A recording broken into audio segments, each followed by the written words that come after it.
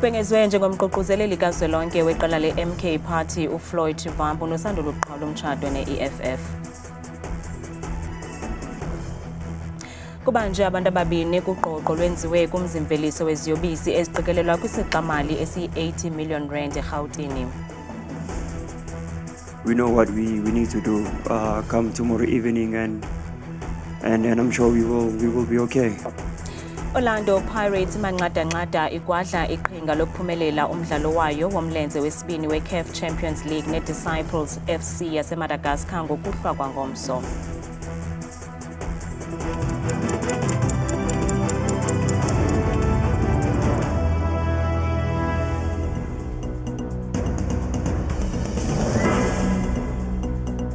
Sinamkele kwindaba zethu ngokuhlwanje ndaba indodwa ndaba nophumza sikhumba noyitoliki yolimi lwezandla Botani Mzonzundu.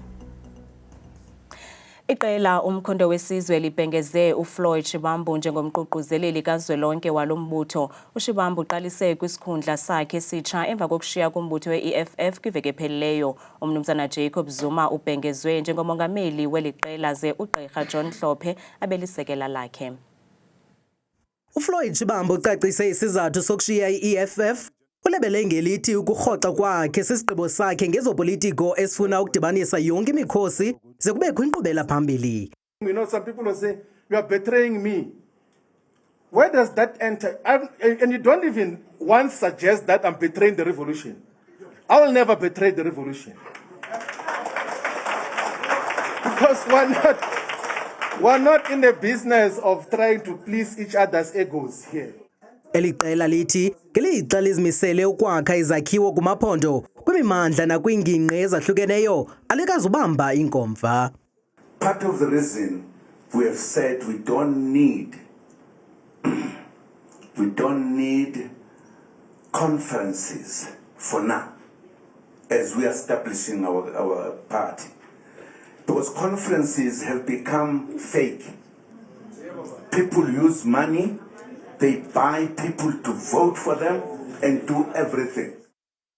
Kusenjalo amalungu eParlamente agxothiweyo eqela le-MK athi awakafumani okanye atyikitye imbalelwano zokugxothwa ngokusemthethweni. La malungu alishumi kwalishumi e-Elnesbozo aya kwinkundla ephakamileyo eNtshona Koloni ngenzame zokuthintela ukuba angafungiswa amalungu amatsha e-MK. We have not signed any resignation letters, and if such documents exist, we believe that they may have been forged. Ukhuzwayo uthi xa bengabuyiselwa kwizikhundla zabo oku kuza kuchaphazela kakubi ipokotho zabo. We are deeply concerned that certain individuals, including Comrade Sihle Ngubane, who is the chief whip of the MK Party in Parliament, Tutuzile Zuma, who is the daughter of President Zuma, Ngobi Msezane, who is apparently the MK Youth League leader, as well as the heads of students of Umkhonto Wesizwe student movement.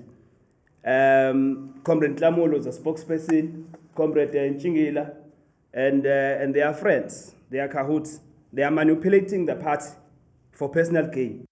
La malungu agxothiweyo afuna impendulo kulombutho mayelana nesisigqibo sokuwagxotha.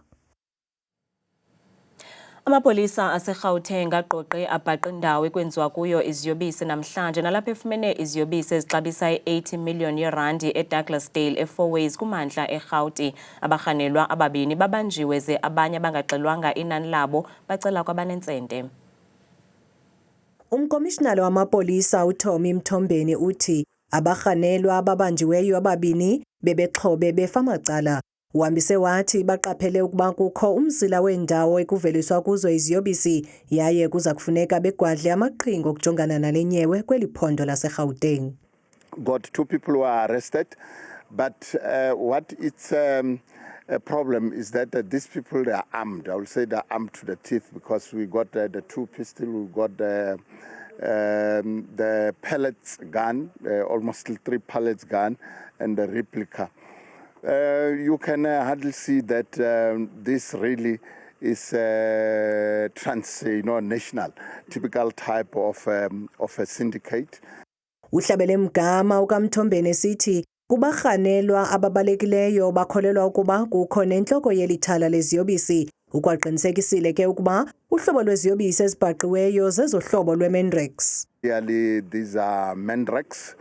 and there is a high pressured volume machine which can produce a quite high number of tablets per second. We're having a sense of saying that there is a person whom we are looking at, because when we picked up these two, there were further other people of which we are pursuing, and we are confident that as time goes on, the net will close. Ukanti uphando liyaqhuba ngenjongo zokunqakula abanye abarhanelwa ababandakanyekayo. Baxhalabile abazali babantwana abaneminyaka eli-11 ubudala kwiphondo laseNtshona Koloni okuze emva kokuba umbutho noteksi ukhuphe imbalelwano ethi abantwana abaneminyaka eli-11 mabakhwele iteksi xa besiya esikolweni, hayi iScholar Transport. Umbutho wonoteksi iKhata eNtshona Koloni uthi ngamampunge ileta jikeleza kumakhasi ezonxibelelwano.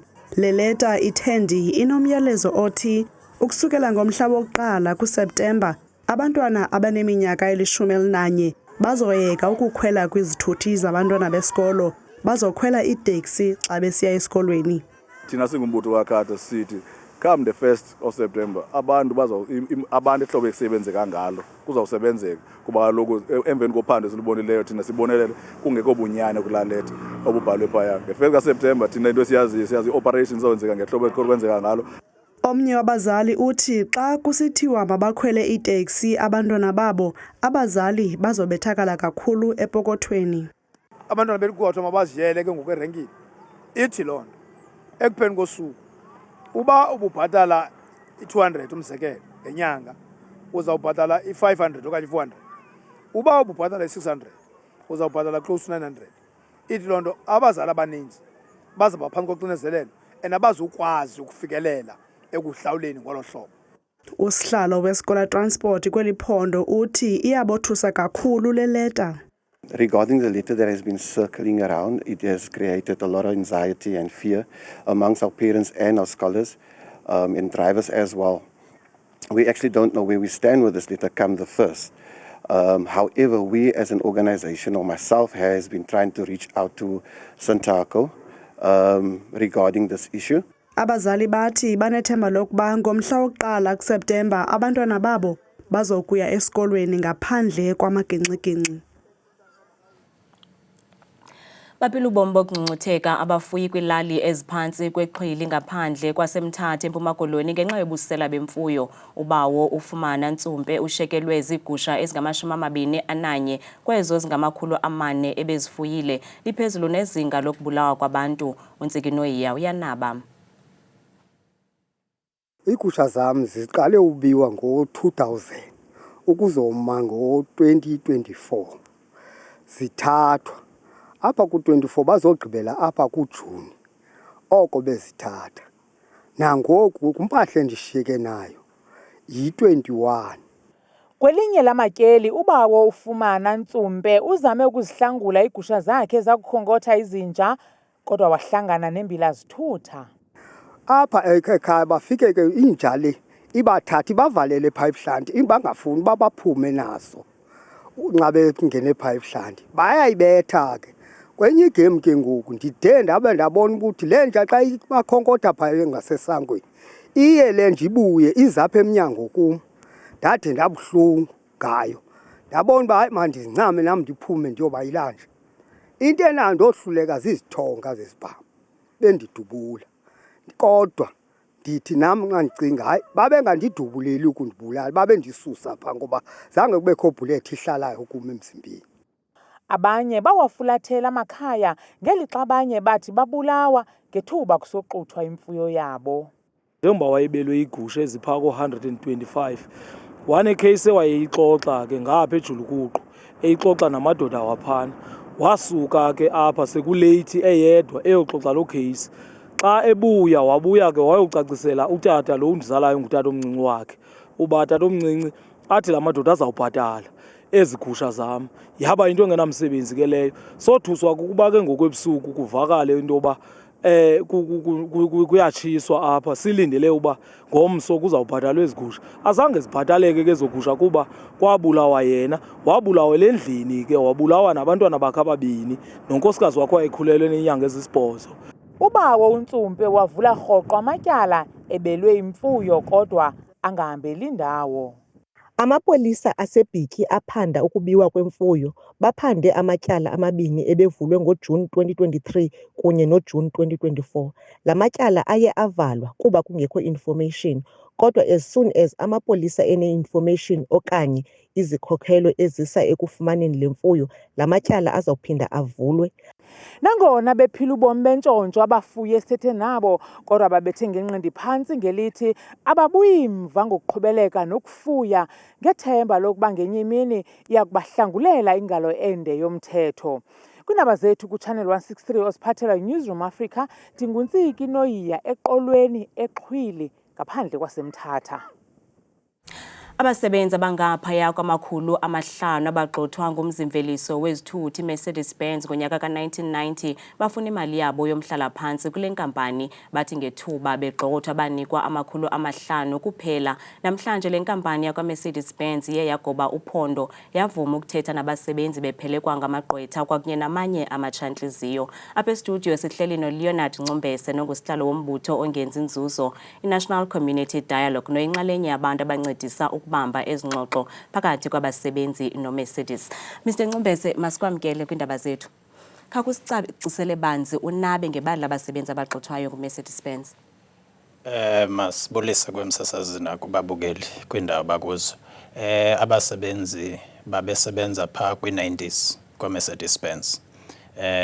Kuvakala ke into abangaphezu ko500 baye bagxothwa emsebenzini. And then xa kufuneke befumana imali zabo umuntu ngamnye wanikwe 500 rands. Ukhona kutata bekhona namhlanje meetingini uthi yena wanikwe 560, abanye zi500 rands. Emveni koko wathi cwaka uMercedes-Benz ukubanika imali zabo. So sithindwa ke ngokuthina siyi-National Community Dialogues into yokuba make singenelele kudala kunkqonkqozwa kuMercedes-Benz akade asabele akade ezezingxoxweni uba aba bantu ziphi imali zabo bazifumana nini. Nanso nje into esiphezu kwayo nesifuna uyibona isenzeka abantu bafumana imali zabo. Sivile namhlanje ba ekugqibeleni zide zahlala ingxoxo zihambe njani?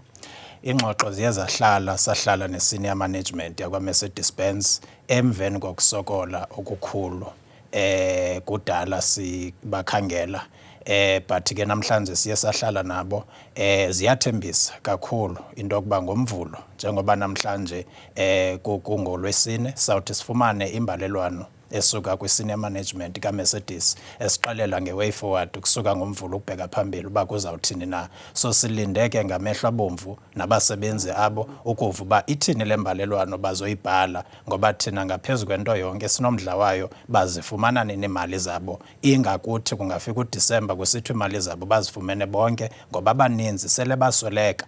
Abanye sekusheka inkosikazi nabantwana. Uyawubala ku-1990 kuzotsho ngoku mingaphi iminyaka abantu belinde imali zabo. So iye yasinikeza ke nathi ngokuba sithe sabizwa uba make singenelele into ethi aba bantu kudala besokola ngoba nathi khange zivele sifike sivulele umnyango kwangoko. Siye senza imigushuzo ukuze uMercedes asivulele uba masihlale naye. Endinomdla uba angathini na xa iphendula kwabendaba abanjengani uba yintoni libisenza angafuni ukuhlala phansi ukuze kusatyelwe kuthethwe lento, because into ebalulekileyo yethi uba imali yabhatalwa kuMercedes wayibhatala kubani, eyibhatala nini, ebhatala malini, kutheni ngayi kubanikazi babo kubanikazi bemali. Nanso nje into esiyifunayo sinamdla wento eninzi nepolitics sifuna imali yabantu iye ebantwini bayo. So ngokolwazi lwenu nina xa nijongile naxa nisiva mhlambi ingaba pha kwimivuzo yabo yayitsalwa le mali yomhlala phansi? Xa usebenza uyatsalelwa imali, zininzi izinto ezitsalwayo. And ekugqibeleni xa kuthiwa ugxothiwe ngokwemsebenzini ufanele uba unikezwe amalungelo wakho. Soze ungabi nawo amalungelo. Andilazi ilungelo le-500 kumntu osebenze iminyaka. uMercedes is kind of a joke. I must say, as big as it is, ikampani enkulu eyaziwa worldwide into yoba yenze le nto iyenzileyo. And ke siya understand uba mhlawumbi abakhona ngoku babengekho ngelaa xesha kwi-management, but they must trace it down ukuba kwenzeka ntoni, isisombululo sithini, and asisifune esinye ngaphandle uba abantu banikwe imali yabo bakwazi ukuphila neentsapho zabo because basebenze iminyaka besebenzela uMercedes-Benz. Mr. Ncumbese, sinqwenelela impumelelo ke xa nizawuphinda futhi nidibane ngoMvulo. Siyabulela, Nkosi kakhulu. Siyabulela, sidibane ngoMvulo basithumela imbalelwano. Alright. Nkosi kakhulu. Nkosi. Owayesakubanga unogada kwindawo yentselo eNyobeni Thembisa Diko ucele kuleyo mntwana ngethuba echaza imeko yabantwana abangama-21 nabasweleka kwesi sithwakumbe. uDiko ebenikezela ubungqina kwinkundla kamantye yasemdantsane nalapho kubanjwe inkqubo yophando nezama ukufumana kuba kubani kufuneka athwaliswe uxanduva ngokusweleka kwaba bantwana. Yayibubutyobo nje kophuke macango zitafile, abanye abantwana becinezeleke nazitafile. Ndazama ke ukubasetsha bandikhangela into yoba akho zifowuni naye ezipokothweni zabo ndizokwazi ufowunela abazali babo. Ukanti umnini wendawo yentselo eNyobeni utyhole amangqina ngokungathethi inyani. Your Worship, I have no further questions to this witness, but I'm going to state in this court that some of the witnesses are not credible. Le nkqubo yophando ngesiganeko saseNyobeni ziza kuphinda ihlale ngomso nalapho uThembisa Diko ezakuqhubela phambili nobungqina bakhe. Orlando Pirates manqada-nqada ikwadla iqhinga lokuphumelela umdlalo wayo umlenze wesibini weCAF Champions League neDisciples FC yaseMadagascar loza kubanjelwa kwibala lase-Orlando ngokuhlwa kwangomso. Ezikamagebhula zamkela iDisciples FC yaseMadagascar kumlenze wesibini weCAF Champions League ngokuhlwa ngomso. La maqela abambana ngeqanda macala kumlenze wokuqala weveke ephelileyo nalapho ayedlala kwibala elinengcayi zenzele i-artificial pitch ngabula makhumsha. Kodwa ke umqeqeshi wamabhakaniya uthi oko bakubeke kolokulibala ngoku bafuna impumelelo kuphela ngomso. We have to be focusing the opportunity that is presented to us tomorrow to play here at home in front of our fans. Is a game that we have to win. That's what we need to go to the next round. Ukapteni waliqela uInnocent Mayela uthi baqule baligangatha ukulungiselela lo mdlalo. I think we are preparing well. We are focused. We know what we need to do. Come tomorrow evening and I'm sure we will be okay. The team will do well. Ukanti ke lo mdlalo uyaqala ngecala emva kwensimbi yesixhenxe ngokuhlwa ngomso kwibala lase-Orlando. Basiphasa amehlo kwimozulu nesiphathelwe ngithabile Makhaphela.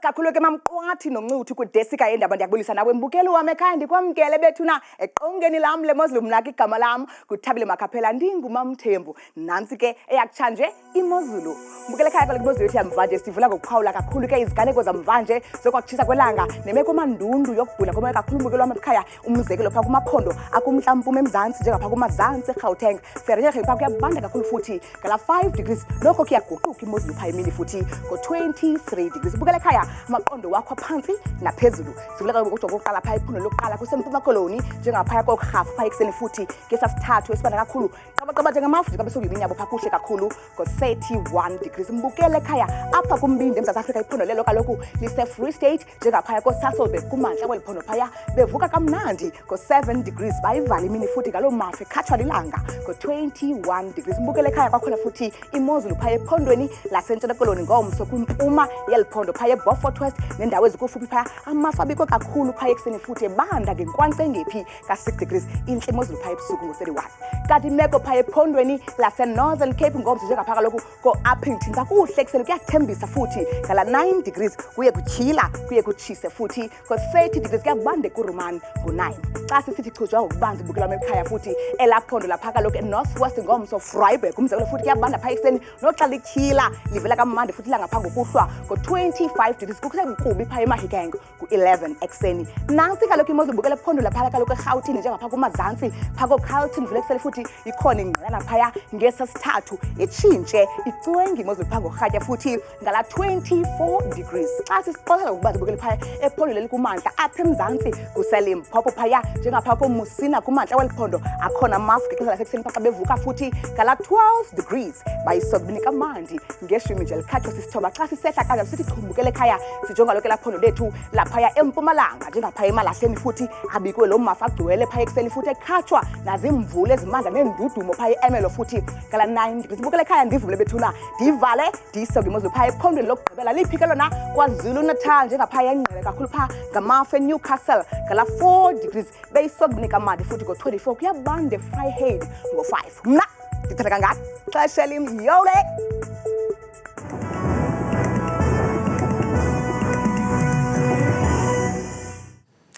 Ngafumana la manqaku namanye kwiqonga lethu le-YouTube @indabazethu163 kamnandi mawethu.